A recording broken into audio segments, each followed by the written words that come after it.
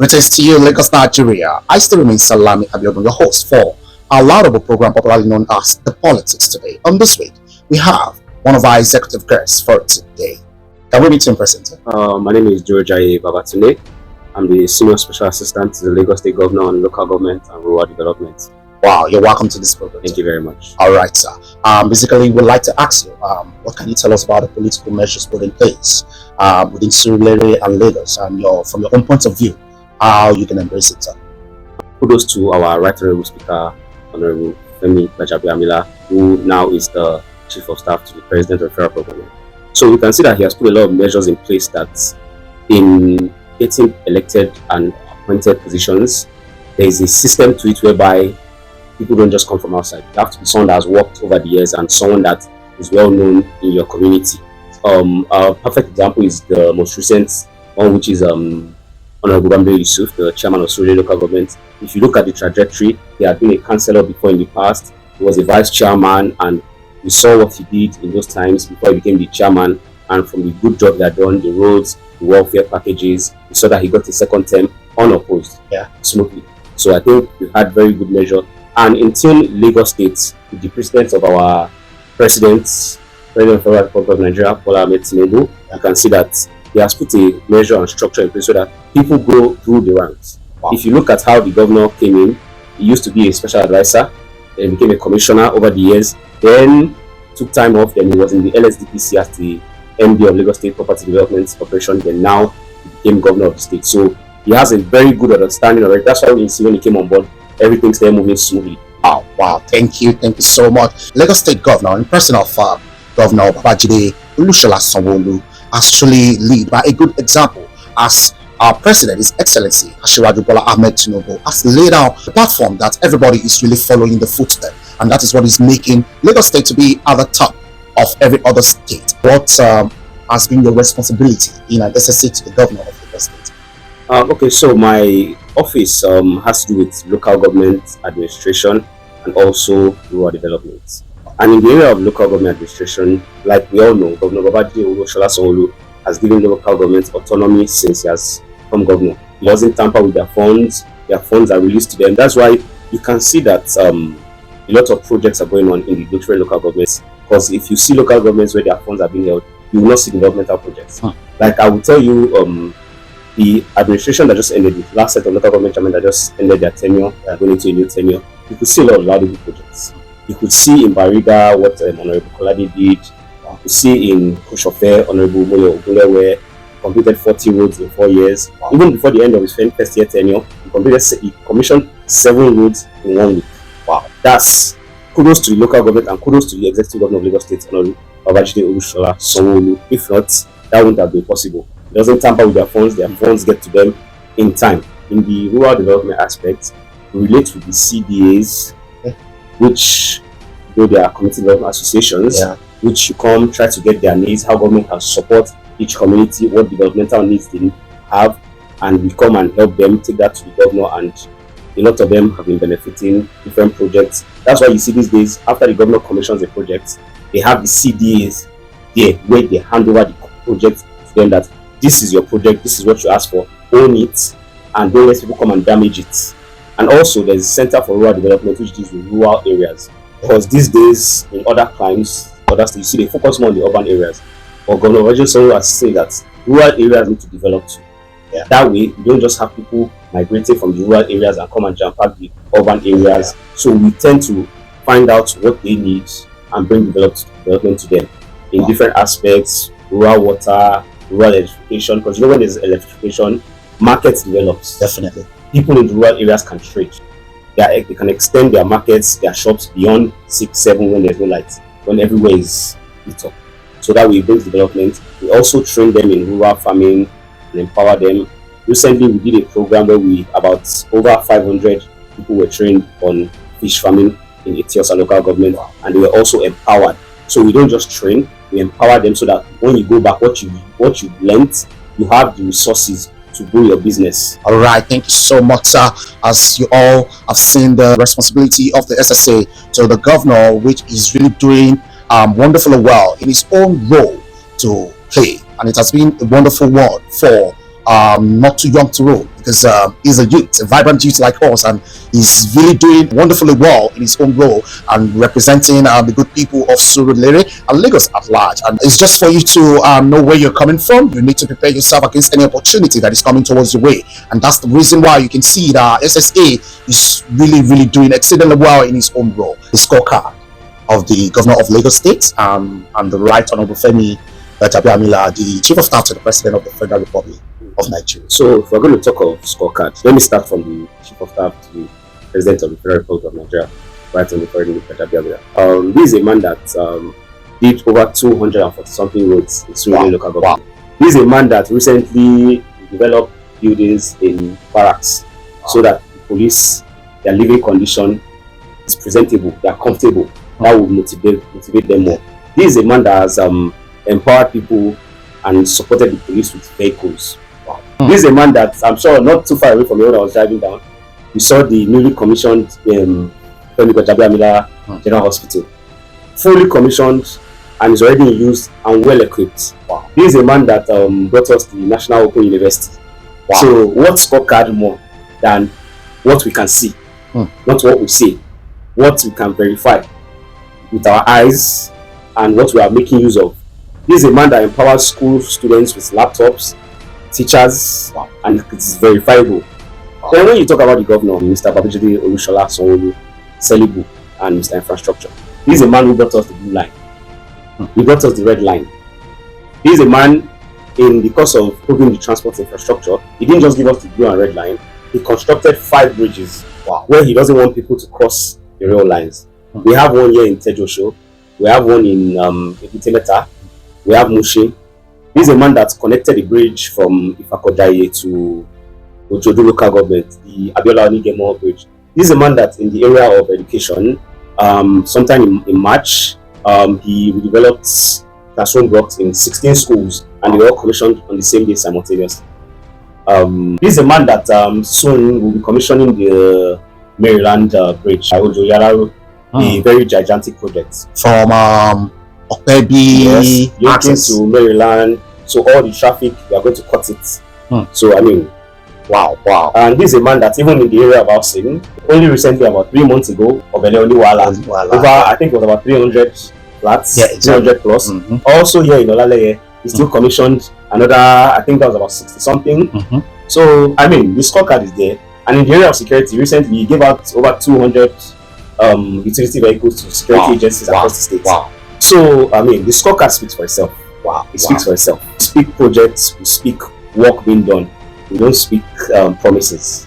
Wow, this is quite incredible. You've heard from the SSA executive guest for this week on the Policy Today's program. He has said it all, that the Right Honorable Femi Gbajabiamila has done wonderfully well in the history of Surulere, Lagos and Nigeria at large, because he has covered most of all the areas, and he's not just by saying it, because the verification is there. When you go out there, you see everything that the Chief of Staff to the President, in person of the Right Honorable Femi Gbajabiamila, has done. And up to the Lagos State Governor, he has also done a whole lot of projects in terms of the health, education. He has covered so many places. When we talk about the real estate, he has also made a home available for every Lagosian to live comfortably. Indeed, it has been an incredible moment for the Right Honorable Femi Gbajabiamila and the Lagos State Governor. We are still at the ongoing program, and we'll be right back after this little commercial break.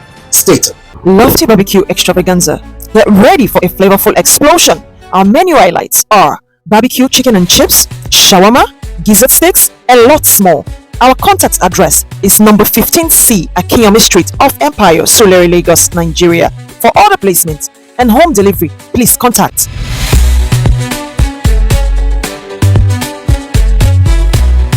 come and indulge, because we at Lofty Barbecue are here to satisfy your cravings. Alright, you're welcome back to our laudable program, popularly known as The Politics Today. We are still here with our executive guest for this week.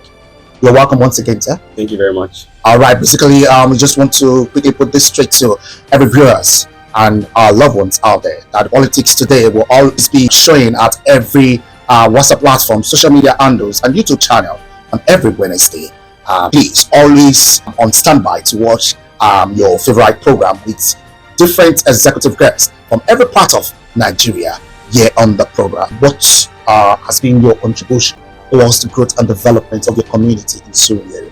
I've been doing that in my own little way, by supporting different families in different ways, by helping with employment opportunities. Wow. When there are employment opportunities at the state level, when people apply, I help push get jobs. Like recently concluded fishing training and empowerment. I helped some people get slots, and Wow. they were also, and even there was one previously done in a fair sometime about a couple of months ago, which I also contacted the CDAs. They gave me 2 slots, 2 names, which even some of them even gave me appreciation letter, and I've even seen Wow. what's come out of it, how some of them have visited 1 or 2 to see how that has been going. So I mean, and also I recently started a program where I'll be supporting about 20 widows, Wow. and 10 youths monthly, Wow. giving them cash stipends just to support them because of the harsh economic situation, which we know will get better. Because like I always tell people, if a building has some foundation issues, you bring it down and start from the beginning. If you have a broken leg, you don't just keep taking Panadol. You need to do surgery or have POP on it. Absolutely. So things will get better. But still, we need to support those around us, while like something like a cushioning effect. Wow. We need to continue supporting people around us. We rise by lifting others up, which is said by Davido Adeleke. You can hear from SSA is really doing wonderfully well by reaching out to people, job employment, and also stretching forth from his pocket to reach out to every other communities, the widows, the youths, because of the hardship in the economy for today. Let's quickly move into this concerning the economic situation within the country. What can you quickly tell us about it, just in brief, sir? Well, like towards the end of my last question, I said, so the nation is in a rebuilding process, and while you're rebuilding, you will need to face some hardships. Yeah. Like I said, if the foundation is bad, you need to go to the foundation and fix it. And if you have a building and you are going to fix the foundation, you need to take down the whole building. Exactly. And while you take down the whole building, you find yourself in the rain and in the sun. So that's where Nigeria is, and we are rebuilding. And while rebuilding, there will be hardships, which we all know. And we also know that the economic situation is not just a Nigeria thing. It's a global thing. It's happening in America, it's happening in the UK. But with the policies the president has currently put in place, President Bola Ahmed Tinubu, things should start to yield very soon. We know it's been a very difficult past last 2 years, but at least now we can see that normally every year Christmas there's no fuel. Yeah. That hasn't happened in the past 2 Christmas since this man came on board. So it's just a matter of, and economic situations that have gone down the drain for the past 40 years, you don't expect magic At all. in the space of 2 years. You expect a rebuild, and once you rebuild and you make the system start working, you will see things start going up. And if you follow the trend, our global ratings has been impressive. Wow. From what the global ratings have been saying and the global rating agencies have been saying. So I mean, things will get better. Things are getting better, and we had fuel subsidy there forever, and the nation couldn't afford it. It took out subsidy. Our debt to revenue ratio reduced from about 96% to about, I think it's in the 60s now. The country has more money to spend. That's why you see that local governments are getting more funds, and you can also see local government autonomy. And that's why what we see now is hold your local government chairman responsible. He's getting more funds. What is he doing with your funds? If you come to Lagos, you see our local government chairman. You see what they are doing in terms of roads, in terms of infrastructure, in terms of welfare of the people, in terms of the school teachers. They get their salaries on time. In terms of waste management. Don't just wait till the general elections. Don't just look for your governors. Do you know your House of Rep member? Do you know how your House of Assembly member? Do you know your local government chairman? Do you even know your councillor? That's where the accountability and responsibility starts from. So that way, everything trickles down, because you can't always have a hold of the president. You can't always have a hold of your senator. But once you hold your local government chairman, Mr. President said your revenue your monthly allocation has increased by over 300%. What are you doing with it? What is going on with our drainages? What is going on with our schools? What is going on with our welfare? That way, the economy will go and people will feel the effect. But if you wait for 4 years, general election, then you are looking to question them, things would have gone too bad. Exactly. But hold them responsible. Start from your councillor. Start from your local government chairman. Start from your assembly member. Start from your House of Reps member. Thank you so much. You've heard from the horse's mouth. You can't just be blaming from the top. You have to start from the bottom. That's the reason why you need to ensure that you know what is really happening within your community and that of your local government. If anything is getting wrong and if you're not getting it clear, you approach your local government chairman, you approach your councillor, the House of Rep member, and your House of Assembly member. We'd like you to just advise the youth generally, whichever things you ought to be in the future has to start from today. So you being a vibrant and prominent youth over time, what do you have to say? So what I have to say to the youth is, first of all, education is very key. And education is in two parts. There's the formal education and there's the technical education. So, and I tell people, not everybody wants to go to school. But there's the technical part, which is learn a trade. Learn a trade. Don't just be there and be idle. Learn a trade.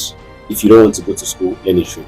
We have people like Bill Gates that dropped out of school and they went into the technical aspects. Exactly. Learn a trade or go to school, because this is very key. Join a political party or join a pressure group. Wow. That's how your demands can be met. You cannot make it. It's hard to make a change from outside, because what you don't get involved in, you don't know how it's working. And I tell people, life itself is politics. Whether you're in the private sector or you're in the public sector, there is some form of politics. That's why you see people in the banking sector, financial sector. There's office politics. It's family politics. There's family politics. So life in itself is politics. So don't say, politics is dirty, I'm not going to involve. When you get in, you can sanitize it. But if you're away, whatever is happening, you don't even know. How are you going to put pressure? So I tell people, okay, you say you don't want to join a political party. You just want to wait till it's time for election. Half of the decisions are made before the election. Yes. Nigeria mostly recognizes the political party to be voted for. Before it gets to election, general election, the political parties have done their primaries. If there are two political parties contesting and two of them bring illiterates that don't even understand anything, you are left between the devil and the deep blue sea. Honestly. So, but if you are joined a political party, you are a pressure group between a political party, they will be forced to reckon with you. They see you, say you are a BSc holder, you are part of them, you are sitting with them, you are in meetings with them. They are not going to go and bring someone that cannot even understand what's going on and put him there and start pushing around. Exactly. Because you are a pressure group, you are going to put the pressure from inside. Because I think by the time the election comes, you are going to vote what they have for you, or you are not going to vote at all. And that's you stuck with that person for the next 4 years, and you're going to complain for them. But if you're a pressure group from inside, you know, okay, you are giving them the heat from inside. You have to bring someone that is educated or someone that understands things, someone that has good track record. Yeah. That's why I tell people and the youths, join this movement. That's why the Not Too Young to Run group is there.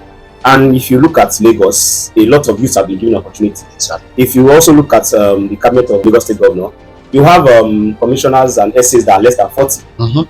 So don't say, oh, they are just going to use the youth and give them opportunities. Youths are being used beyond personal assistants, this, that. Youths are becoming commissioners now. Absolutely. Youths are becoming House of Reps members. Oh, yes. If you look at, even in Lagos, if you look at the House of Assembly member in Ajegule, Ajeromi Feludu, he's a young man. I don't even think he's 40. He's not 40. If you look at the local government chairman of the Ijede local government, Ijede LCD in Ikodu, she's less than 40. Wow. If you look at Koshofe, he just clocked 40, I think, last year, and a host of others like that. So it's no longer the youth are the future. The youths we are now, and we are being given that opportunity. If you look at the cabinet of Mr. President, you have the youth minister. Yes. I don't think he's 42, or if maybe barely. I doubt he's 40. Getting close to 40. If you look at heads of agencies, commissions, we have a lot of vibrant youths there. So we need to participate. We need to participate and stay out of trouble, stay out of vices. If you don't want to go to school, learn a trade.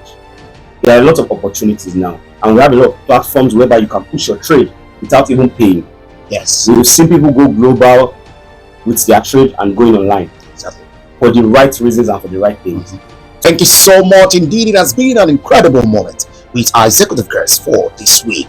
Do not think about what the nation can do for you, as we always say. Always think about what you can do that the nation will benefit so richly from. And that's the reason why you need to start preparing yourself for today, so that you can be the future leader of tomorrow. Nigeria will be greater again. Until we meet same time next week, Wednesday, I still remain your host, Salami Abiodun. Stay tuned.